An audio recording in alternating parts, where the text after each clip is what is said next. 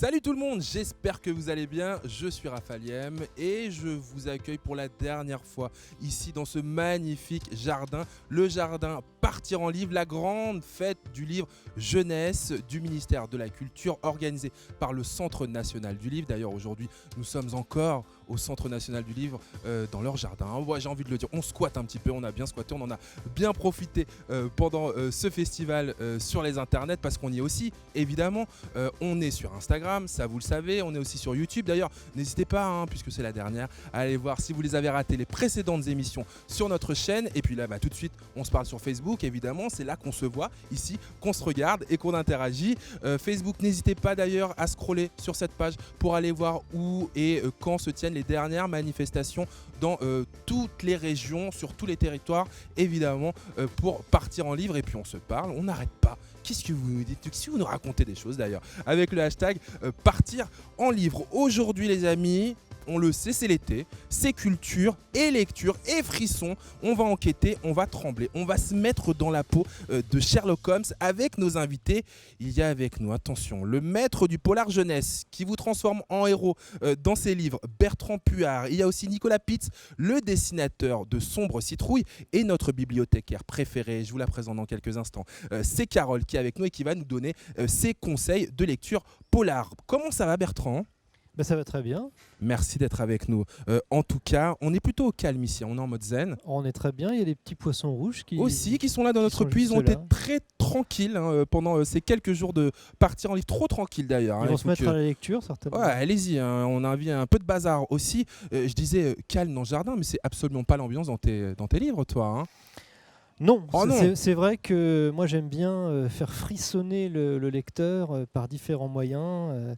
Avec donc le livre que tu tiens. 30 minutes pour survivre. 30 minutes pour évidemment. On va en parler dans quelques minutes, mais aussi de plein d'autres choses avec Bertrand Puard qui est avec nous.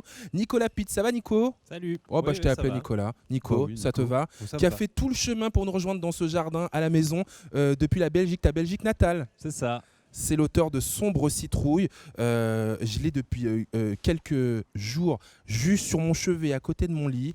J'ai trop peur, j'arrive pas à aller au bout. Enfin, ça aussi, on va en parler évidemment. Et puis des livres pour se faire peur. Les amis, Carole, on va en parler aussi. Tu as une sélection, toi.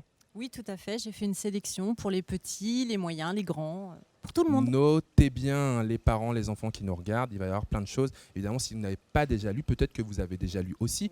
Restez, vous allez tout découvrir dans cette émission. Partir en livre, la grande dernière. Des livres pour se faire peur, ça a inspiré nos jeunes lecteurs et lectrices. On commence tout de suite avec une question, si vous le voulez bien, avec celle d'Ivana. Ivana qui est youtubeuse d'ailleurs. On écoute.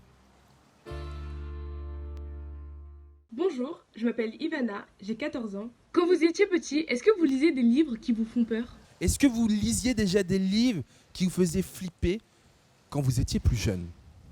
Bertrand ? Ah oui, moi j'aimais vraiment lire. Alors évidemment, je lisais un peu de tout, mais j'avais une prédilection pour ce qu'on appelle les polars aujourd'hui. Enfin, c'est un terme un peu générique. J'aimais particulièrement les romans à énigmes. J'ai eu une grande période Sherlock Holmes.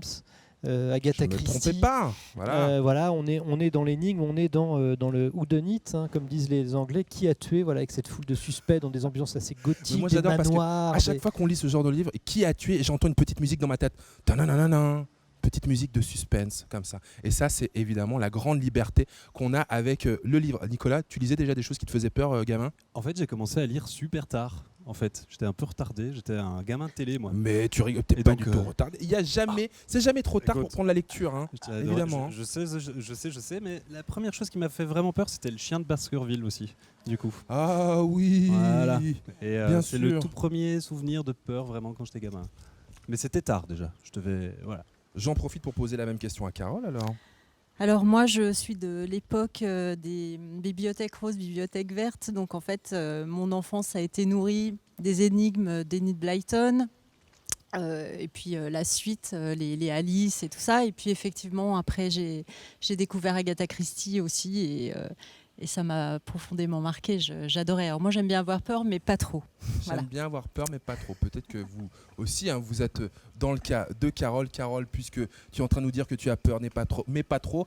N'aie pas peur, c'est le moment de ta chronique. On a envie de connaître, selon toi, les incontournables du polar et du frisson. Quels sont-ils, Carole ? Alors déjà, on peut commencer à avoir peur tout petit, et c'est très important de lire des livres qui font peur aux petits parce qu'ils s'apprivoisent avec ces sensations et ils aiment avoir peur. Donc pour les tout petits, alors crèche, maternelle, il y a Chute de Sally Gridley à l'école des loisirs. C'est vraiment un classique. Un livre avec des rabats, et il faut surtout échapper à l'ogre, et c'est jubilatoire. Vraiment, je conseille ce livre, mais que les enfants et les parents connaissent peut-être déjà. C'est un classique. Hein. Pour la maternelle alors on peut aller sur quoi ? Pour la maternelle, on peut aller sur les contes traditionnels. Commencer Le Petit Chaperon Rouge, Les Trois Petits Cochons, Hansel et Gretel, voilà, mais qui peuvent faire bien peur quand même. Hein. Les débuts de la lecture alors ?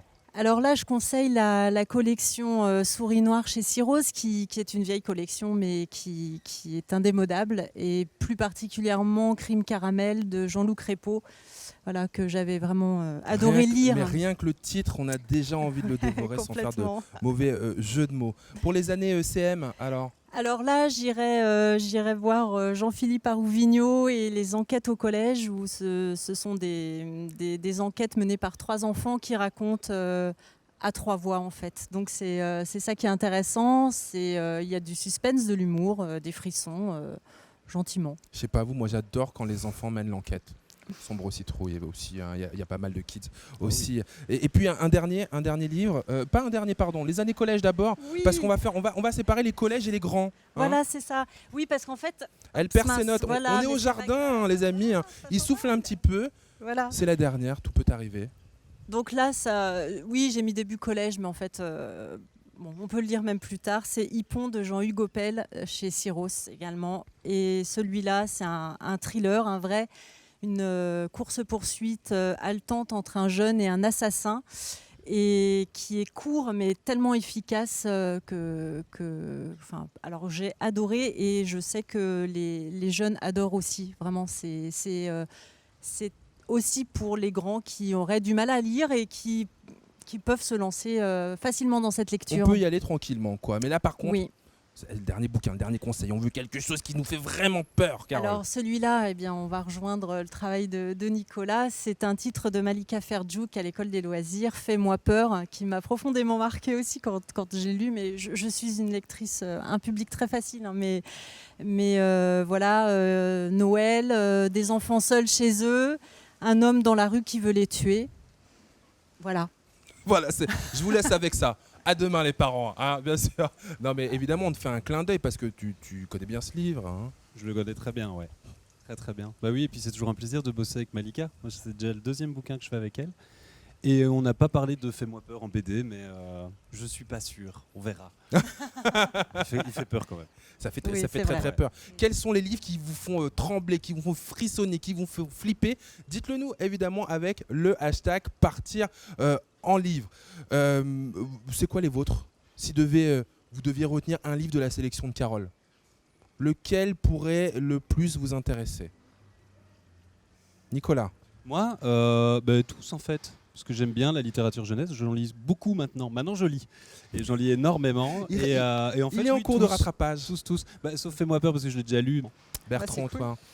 Moi, on en garde un, c'est dur. Hein. Oh, c'est dur, ouais. C'est dur. Moi, peut-être Les Trois Petits Cochons, parce que c'est. Ça te rappelle quelque classique, chose, quoi. C'est ça. Je le lis avec ma fille de temps en temps, et c'est toujours un grand plaisir. Et tu le racontes, tu souffles comme le loup, tu fais. Oui, je fais tomber les maisons. Ah d'accord. Ouais. Ok, son et lumière, donc du côté de Bertrand, évidemment. Les amis, on a tous un livre qui nous a marqué dans notre jeunesse. Là, on va rester dans le polar, puisque ces livres qui nous ont marqué, ça marque même la caste des écrivains, des écrivaines, même les plus connus. La preuve tout de suite avec Guillaume Musso.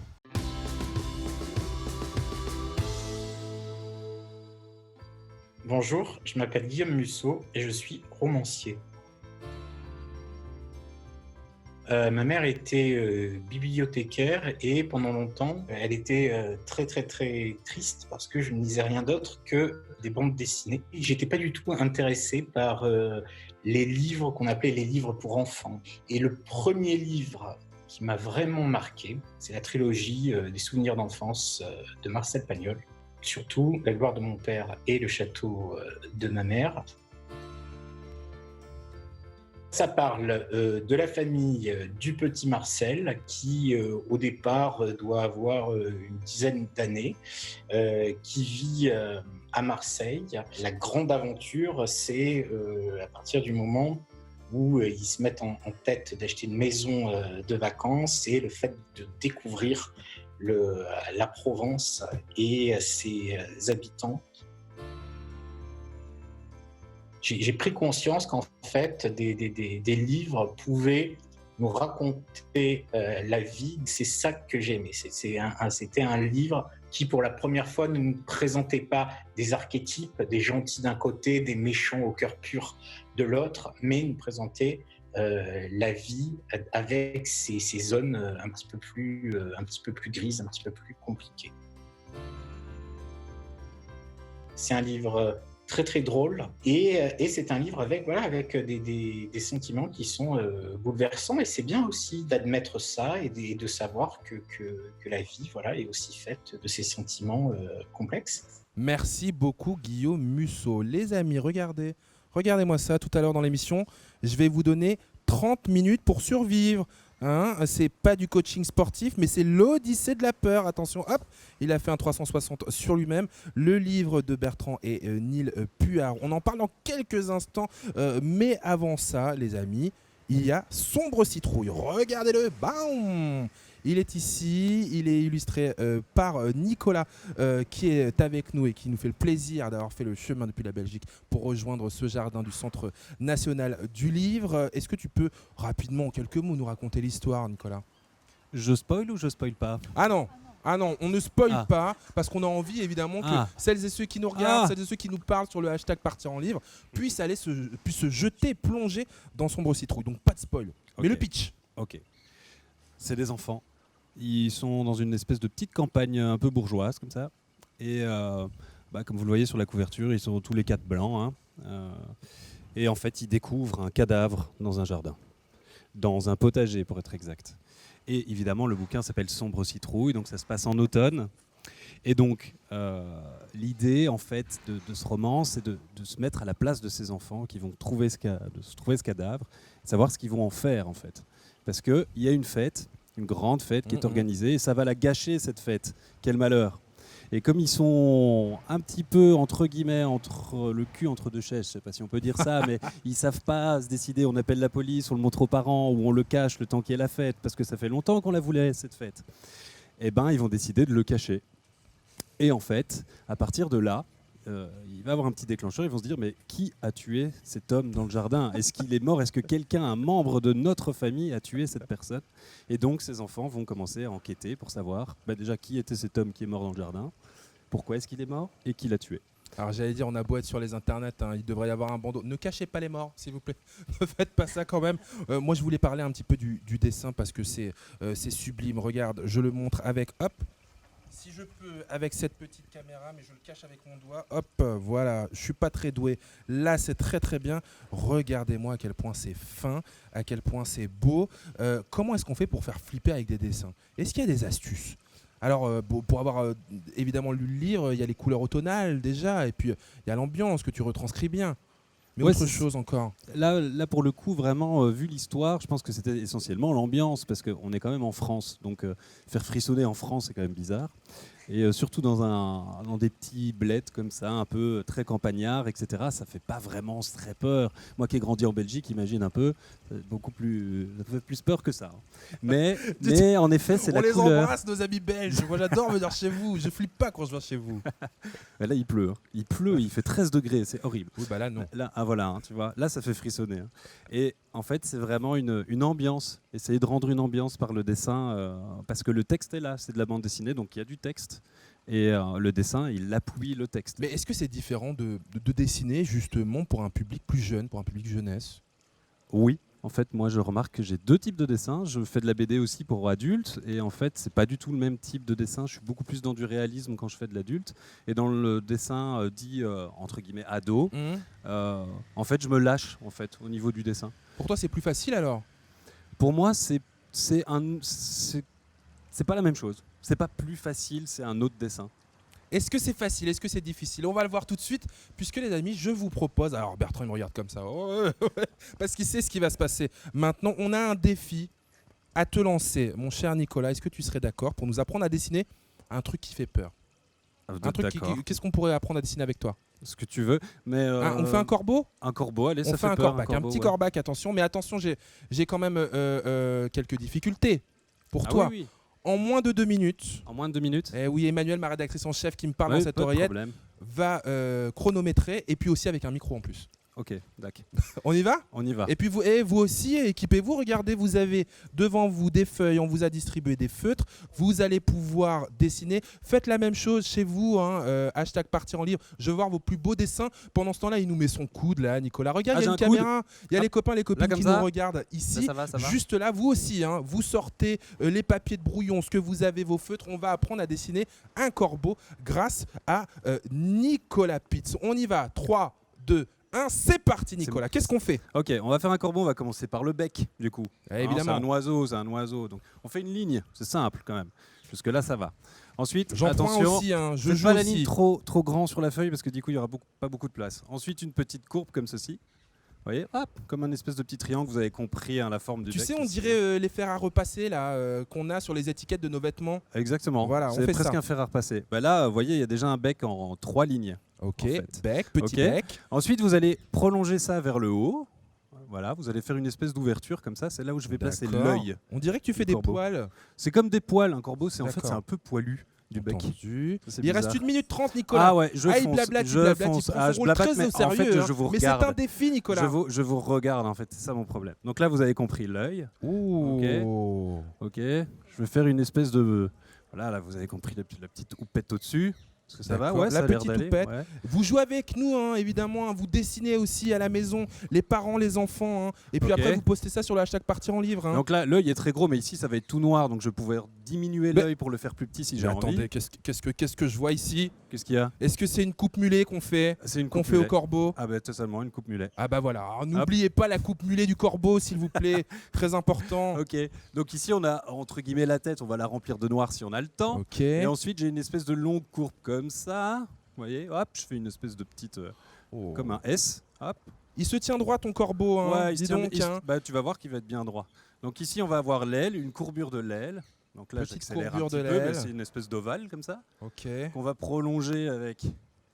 Vous avez compris. Combien de temps il reste? l'aile. Quand je demande à Emmanuel, 20 secondes, Emmanuel qui est ma rédactrice en chef, elle me dit 20 secondes. eh ben, Tu te 20 dépêches. secondes. Si vous tombez sur notre vidéo, vous avez 20 peut-être cliqué par hasard, je ne secondes, sais pas. prolonge. Ce n'est pas le Je vous National regarde, c'est pas Geographic. mal. Nous apprenons à dessiner un corbeau qui fait peur. Et c'est notre camarade belge Nicolas Pitts qui s'y colle. Regardez. Ah, 2 minutes c'est chaud. Hein. Est-ce qu'on peut me donner le Là, temps, c'est s'il les vous plaît? Grande patte. 5, 4, 4, 3. 3, Oh mon dieu, 2, j'ai été trop. 1. Lâchez les stylos, on pose tout. Je veux Ok. voir les mains levées. Oh, Oh, non, il a tu des triches, grandes Bertrand. pattes, il a Les des mains levées, on grandes pose des feutres. Carole, oh là là. Alors, Il a des très grandes pattes. je veux voir vos Il dessins. a hein. des très grandes pattes. Vous-même sur Oh le mon Dieu. hashtag partir en Oh mon livre. Dieu. hein. Il fait On va peur. Hein. regarder un petit peu ce qu'on fait les uns et les autres. Je prends cette petite caméra pour vous montrer. Ah, il est pas mal. Regardez, Carole, notre bibliothécaire, alors elle sait choisir, elle sait classer les bouquins. Je sais pas si par contre elle sait dessiner les corbeaux. Regardez. J'aurais pas dû vous regarder en fait. Pas bien, non, non, non. Bah si, c'est pas mal. Alors par contre, je sais pas ce qui s'est passé, on dirait qu'il a un apéricube à la place de l'œil. Je ne sais. Alors c'est l'apéro déjà hein, pour Carole, je sais pas ce qui se passe. Du côté de Bertrand alors, attends, je vais montrer le dessin avec ça. Tu nous le racontes un petit peu? Bah moi, il a mangé trop de frites, moi je trouve. Voilà. C'est son principal En défaut. hommage à notre Ouais. dessinateur belge, il nous dit qu'il a mangé trop de frites. Ouais, mais bon, Bon, j'ai c'est essayé. Eh dis donc, il est en train de tricher. On a terminé. hein. ok. Non, je voulais quand même. Nicolas. un petit peu, il faut mettre du noir pour Oui, montrer. bon. Tu as, Voilà, tu là, as c'est- raison. Merci en tout cas Nicolas, défi relevé. Elle a perfection. De rien. En plus, il fait peur un peu. Parce qu'il est moche un peu. Donc, il Mais fait c'est peur. ça, c'est le but de l'émission. On se fait un petit peu flipper maintenant. J'aimerais qu'on se parle de 30 minutes pour survivre. Il est là, Bertrand. Vous, le polar, vous l'écrivez. Cette série, 30 minutes pour survivre. Combien de tomes déjà ?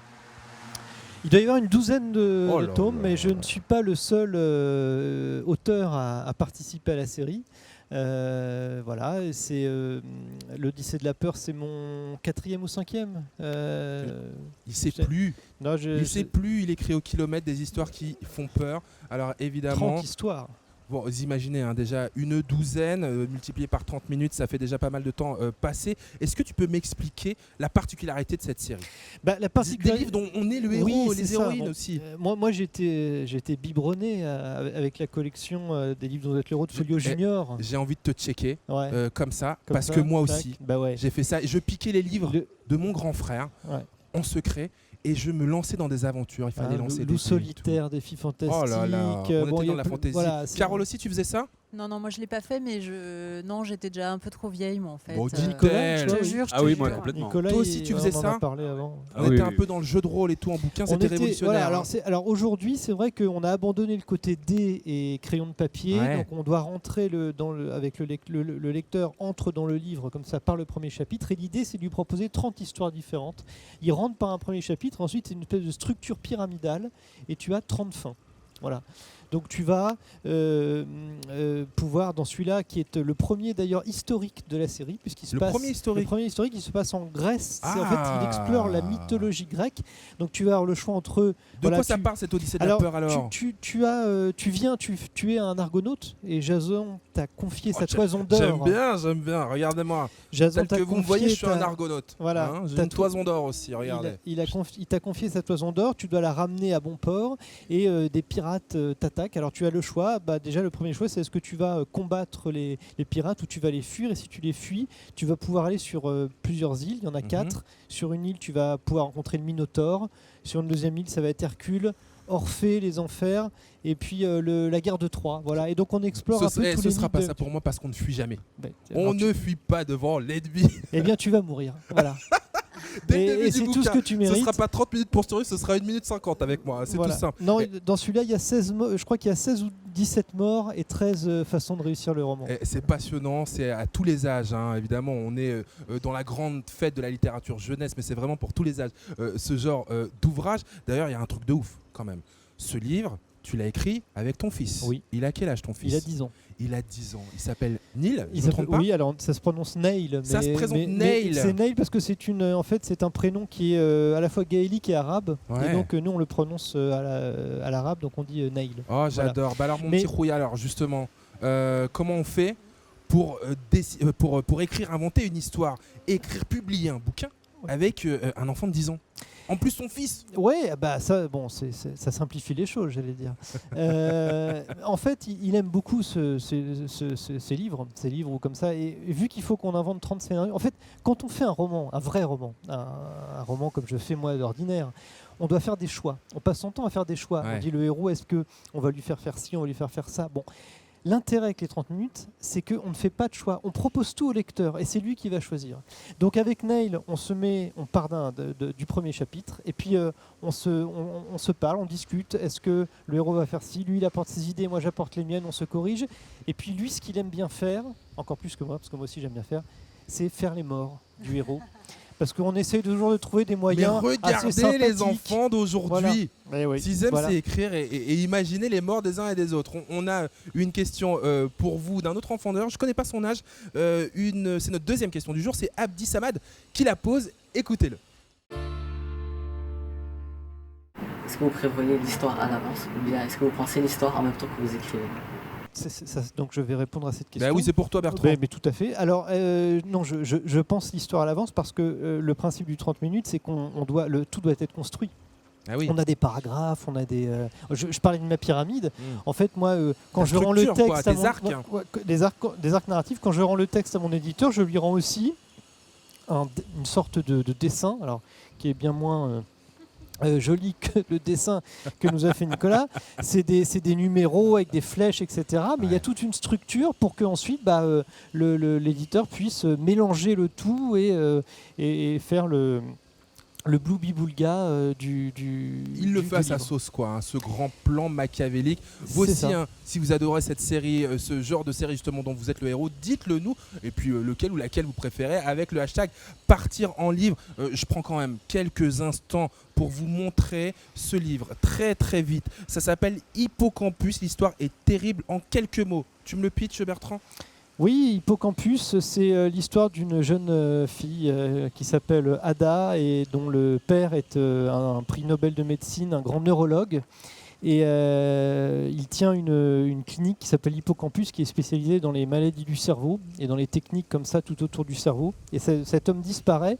Et Ada s'aperçoit qu'en fait, avant de disparaître, il a trouvé un moyen d'enfouir dans la mémoire de 3 personnages, de 3 personnes, un écrivain de roman policier, un inspecteur de police et un ingénieur des ponts et chaussées, le souvenir d'un accident de voiture où a péri sa femme et donc la mère d'Ada. Pourquoi a-t-il voulu, comment a-t-il fait pour enfouir ses souvenirs? C'est en cherchant cela que Ada va, on espère pour elle, retrouver son père. Non, dis pas plus, hein, une histoire d'inception, vraiment, c'est vraiment très très classe. Lisez-le, ça s'appelle Hippocampus. Il est temps de jouer. Tout à l'heure, on a relevé un défi que tu as admirablement relevé, mon cher Nicolas, dessiner un corbeau. D'ailleurs, je vous avais pas montré le mien. Hein, est-ce qu'on peut le noter, celui-ci? Il est mieux que le mien. Hein. Il est... Franchement, il est mieux que le sien. Moi, Évidemment. Ils me font des cadeaux parce que c'est la dernière. Hein. 3 sur 20. 3 sur 20, ok, Ouais. d'accord. Donc vraiment, c'est même plus 30 minutes pour survivre, c'est vraiment 90 secondes pour moi pour survivre. Je vous propose un autre jeu. Maintenant les amis, Carole, Nicolas, Bertrand, un quiz. Depuis le début de cette émission, on parle polar et suspense. Moi, ce que j'aimerais, c'est vous tester un petit peu sur le sujet. Est-ce que vous en êtes d'accord ? Oui. Oui, c'est un petit oui du côté de notre Non. bibliothécaire. C'est un nom du côté de la Belgique. À partir de maintenant, s'il vous plaît, vous m'appelez inspecteur partir en livre. J'ai une petite enquête qu'on va mener ensemble. Vous jouez avec nous tout de suite avec le hashtag partir en livre. Soyez prêts. Quiz polar, on y va. On connaît tous le Club des 5. Évidemment, hein, cette grande série de livres où les ados doivent résoudre des énigmes, ils vivent des grandes aventures. Mais qui sont les 5 justement? Qui sont les 5? Vous aussi, vous jouez avec nous. Hashtag partir en livre. 3 frères et sœurs, leur cousine et un chien. Ou bien 2 frères et sœurs, leur cousin par alliance et un raton laveur. Ah oui. Dites-moi. La première. La première, bien Il sûr. y a un chien. Est-ce que, Carole, tu saurais nous citer le nom des personnages? Pas du tout. Pas Il y a du tout. Claude, je crois. Alors, il y a Claudine. Claude Dorcel. Il y a François Gauthier, c'est l'aîné, lui. Michel Mick Gauthier. Aussi qui fait souvent équipe avec sa cousine. Ça a été francisé, je pense. Bah oui, totalement. Annie Gauthier aussi, en anglais, Annie Karim, qui a presque 10 ans. Et puis le chien, vous vous rappelez pas le nom du chien? Médor. Alors non, il s'appelle Dagobert. Souvent on l'appelle Dag ou Dago. Hein. Et puis dans la version originale, c'est Timothy, Tim ou Timmy. Une autre question pour vous les amis, attention. Agatha Christie, la reine du roman policier. Souvent on vient au polar d'ailleurs par Agatha Christie, tu nous en parlais au début de l'émission Carole. Est-ce que vous savez vraiment tout d'elle? Elle a pratiqué un sport qu'elle a été la première anglaise à pratiquer. Lequel? La natation. Le surf ou le tai chi? Le surf ou le tai chi? Ça alors. Ah, Nicolas, t'as une idée? non. Bertrand? Bah, Alors, je me lance. Hein. ouais, lance-toi. Le surf. Le surf, très très bonne réponse. Hein. Dans Bravo. les années 20, avec son mari, elle fait un long voyage en train, en bateau à travers l'Empire britannique. Elle passe au Cap en Afrique du Sud et là, elle devient la première Britannique à surfer debout. Hop, comme ça. Voilà, une dernière pour le plaisir. Agatha Christie toujours, dans notre grand quiz consacré au polar. Elle a fait des polars, c'est la reine du genre, mais pas que. Elle a écrit un autre genre de livre. Quel autre genre de livre a-t-elle écrit? Des romans de cap et d'épée ou des romans à l'eau de rose? Des romans à l'eau de rose. Oui, moi je. Parfait, très très bien. J'avais écrit une vanne, j'avais écrit, parce qu'elle l'a fait sous le pseudo de Marie Westmacott, c'est ça Bertrand? Les 3 mousquetaires contre Peppa Pig. Je me suis dit que ça aurait pu vous faire rire.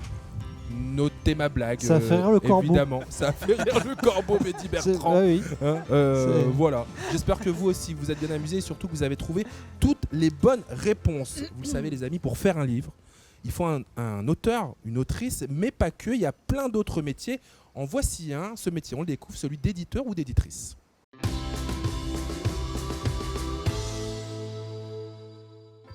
Eh bien, bonjour, je m'appelle Isabelle Vittorino, j'ai 34 ans et je suis la responsable éditoriale des éditions Hachette Roman.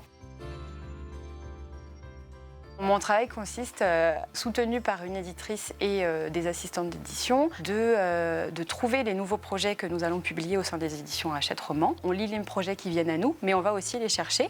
On les construit en faisant appel à des auteurs, en discutant avec eux, mais aussi en regardant sur les réseaux sociaux, par exemple, s'il y a des nouvelles voix qu'on peut aller capter pour nous écrire de nouvelles histoires, regarder des séries télé et faire que ça devienne des romans, par exemple. Donc d'un côté, aller chercher de nouveaux projets, et ensuite, quand on a décidé de les publier, les travailler. Globalement, les éditeurs ont un profil ont suivi des études de lettres, et ensuite, depuis plusieurs années, il y a des masters spécialisés en édition. C'est un métier qui est passionnant, c'est un métier qui se renouvelle tout le temps. Ça fait plus de 13 ans que j'ai mis les pieds ici et je travaille avec la même passion, la même ferveur au quotidien. Tout est sujet à devenir une histoire potentielle et donc on lit de manière traditionnelle les projets qui arrivent par la poste. On appelle ça encore des manuscrits, bien qu'ils soient saisis à l'ordinateur. On ouvre des enveloppes et on se dit et si j'avais la pépite de demain ? Pour les plus jeunes lecteurs, vous avez notre collection junior avec Kitty, Isadora Moon ou Les Petits Nouveaux, ou la Éop par exemple. Pour les lecteurs un petit peu plus grands, on va dire à partir du collège, on a cette petite pépite qui est Strawberry Moon, qui est un roman très très illustré de manière classique, voilà, avec des pleines pages, mais aussi, j'essaie de vous en trouver un exemple, ce qu'on appelle des petits chibi, donc des petits avatars, comme dans les mangas, des petits avatars de personnages. Il est question d'amitié, de campus universitaire, de sirènes. Mais je ne vais pas tout vous raconter parce qu'il faut vraiment le découvrir. Merci beaucoup à cette éditrice, Isabelle Vittorino, qui s'avère est la première éditrice de Bertrand. Oh, ça l'a fait plaisir de la revoir. Hein. Jamais de hasard dans cette émission. Mais elle continue à être une de mes éditrices. Oh là donc là. je la salue. On lui fait un gros bisou. Merci de nous avoir si bien expliqué. Éditrice, elle aurait pu l'être. En tout cas, c'est un des métiers que tu aurais pu kiffer faire, hein, Carole, toi. Ça fait rêver, non ? Oui, ça fait rêver, oui, c'est vrai. Oui, mais tout à fait. avant ça, Carole, avant de te lancer dans l'édition, parce qu'il n'est jamais trop tard, hein, peut-être après cette émission partir en livre, on ne sait jamais, les conseils de lecture pour cet été, 3 livres qu'il ne faut absolument pas louper. Alors je vais. Un livre plus parce que je la connais, Carole. Hein. Voilà, c'est ça. Oui. Elle a mis du bonus. C'est très difficile de faire des sélections, hein, vraiment, quand on commence. Enfin voilà. Donc, on commence avec quoi ? On commence avec des héroïnes. Voilà. Allons-y pour les héroïnes. Donc ce ne sont pas des livres récents, hein, mais il y a la série des Enola Holmes que vous pouvez suivre. Voilà, la sœur de Sherlock qui est intrépide et qui a du caractère. Et puis une autre héroïne aussi, que j'aime beaucoup. Ça se passe à Londres dans le 19e. C'est bien brumeux. Enfin voilà, des ambiances comme j'adore moi. Et ça s'appelle The Agency. Ça s'appelle The Agency, oui, de Yesley chez Nathan. Et c'est une fille de caractère qui va devenir espionne. Badass. Voilà, et si on reste sur les espions, eh bien, il y a Alex Rieder d'Anthony Horowitz, qui est une série, alors là, vous en avez beaucoup à lire si vous mettez le nez dedans, d'un jeune homme qui devient espion. Toujours un peu malgré eux, mais voilà. Je conseille aussi de se plonger dans les classiques dont on parlait tout à l'heure. Vraiment, en fait, il ne faut pas hésiter à se plonger dans Agatha Christie, lire Sherlock Holmes, voilà, parce les que 3 petits cochons pour Bertrand. Oui, aussi. Voilà, exactement. 3 petits cochons contre le chien de Baskerville. Ça, oui, voilà. Ça, celui-là, il est vraiment le coup. Voilà. Ah ouais, ça c'est un featuring, ça fait rêver. Voilà, et puis je finis avec celui-ci, le dossier Handel de David Moitet chez Didier Jeunesse, où un jeune homme poursuivi par 2 assassins veut comprendre pourquoi il se retrouve sans famille. Merci beaucoup, Carole. On rappelle, tu es du côté de Chevilly-la-Rue. Voilà, je travaille à Chevilly-la-Rue. Et tu fais partie aussi ? Par ailleurs, je fais partie de la commission du prix Sorcière. Et je salue tous mes collègues libraires sur qui vous pouvez compter aussi pour vous conseiller des pépites. Beaucoup, Carole. Un partir en livre, ça y est, c'est presque fini déjà. Je remercie mes invités, Nicolas qui a fait le déplacement depuis la Belgique. Merci beaucoup. Je rappelle, Sombre Citrouille, Ça, ça fait flipper aussi. Hein. Et puis Bertrand Puard aussi qui est avec nous. 30 minutes pour survivre. N'hésitez pas, il y en a 4 ou 5 qu'il a écrit, mais la série a une douzaine de bouquins. Celui-là a été écrit avec son fils Neil, qu'on embrasse, qu'on salue évidemment. Et puis Hippocampus. Hein. Allez-y. Hein. Et puis allez acheter vos livres chez les libraires. Chez les libraires, chez les libraires indépendants. Très, moi, très je leur fais vraiment un gros coucou. Et voilà, ils ont été fermés pendant une sacrée période de temps, hein, et il faut les soutenir, il faut aller acheter ces livres chez les libraires. Tu as bien raison et je me joins à cette revendication, mon cher Bertrand. On a passé de super moments avec vous, avec les auteurs, les autrices, les dessinateurs, les illustratrices, les lecteurs, les lectrices. Un grand merci à toutes celles et tous ceux qui ont participé en enregistrant des vidéos évidemment que vous pouvez voir et revoir sur nos réseaux sociaux. On espère qu'on vous a donné envie de lire. N'oubliez pas, allez dans les librairies, tu l'as dit Bertrand, allez dans les bibliothèques, tu l'as dit Carole, les médiathèques, il y a même des bibliobus aussi, des boîtes à lire dans la rue. Allez où vous voulez, mais lisez beaucoup, lisez encore plus, ça vous fera voyager. Ça a été un tel plaisir d'être avec vous pendant cette grande fête du livre, Partir en livre. On se quitte pas, hein, on se parle sur le hashtag Partir en livre et on se retrouve très très vite. Salut!